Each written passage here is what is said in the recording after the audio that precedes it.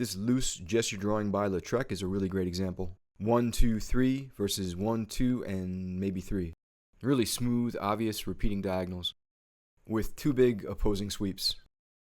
And look how the intersection of the repeating diagonals informs this diagonal and another intersection with this diagonal. 1, 2, 3, 4, 5, 6. This is more this.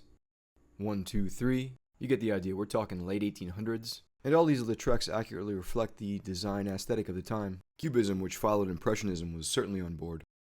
Going back a couple hundred years to India, this is clearly a whirling square rectangle, and that primary diagonal is derived from the bottom reciprocal, with the opposing being a little more ancillary.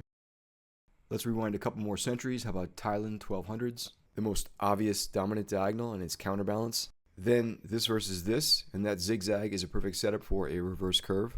There's just a lot going on here. Moving back to India, 10th to 11th century, looks like it was designed on the square. And I say that not just because these dominant horizontals match, but because the diagonals seem to be the same diagonal as the square's half. That instrument is so prominent, we have counterbalance 1 and 2. Going back another 700 years, this also looks like it was designed on the square with the square's half diagonal. A counterbalance and another obvious thing. If you find the center, you have really strong diagonals coming from the corners on both sides.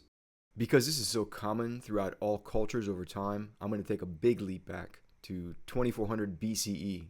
Egypt, Old Kingdom, around the 4th dynasty. And what seems to be really fashionable at the time is this forward-facing, front leg forward pose. Reminds me very much of this stock pose taught to talent agency people in the 90s.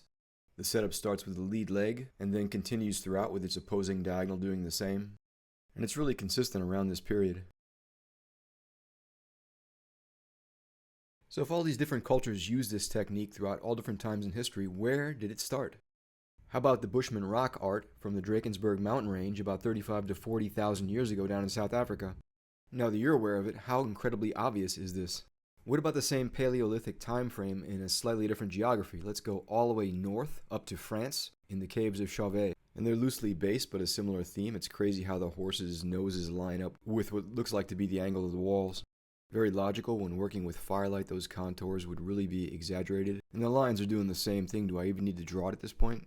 So of all these different cultures all over the world for the past 40,000 years have been using this technique, not who but what introduced it to us as a collective. And I think the answer is really simple. Just take away all the distractions of modern life and what do you have? Nature. The foundations of classical design can all be found within the movement of plants. It was all right there, right in front of our eyes, all the time. Until at some point, we began to pay attention.